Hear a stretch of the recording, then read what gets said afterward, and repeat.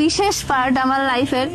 আমার যখন আর্থ হয়েছে ওই দিন রাত 3টার সময় উঠে আমি হাউ হাউ করে কান্না করতেছি, মানে পুরো বাসার সবাই জড়ো হয়ে গেছে যে আল্লাহ কি হয়েছে, আমার সাথে কিছু হইলো বা কিছু, মানে পুরো চিৎকার করে কান্না করতেছি। আব্বু আম্মু সবাই চলে আসছে, কি হয়েছে কি হয়েছে, ও তো পুরো মানে ভয় পেয়ে গেছে, আতঙ্ক, আল্লাহ তোমার কি হয়েছে।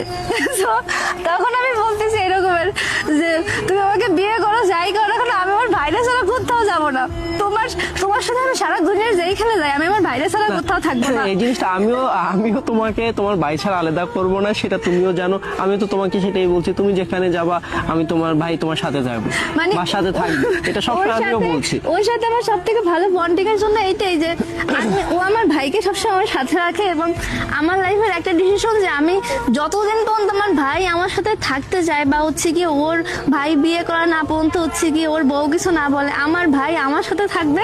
মানে আমরা সারা দুনিয়া, আমি যদি তোমার সাথে হানিমুনে যাই সেখানে আমার ভাইরে আলাদা একটা রুম দিয়ে নিয়ে যাবো।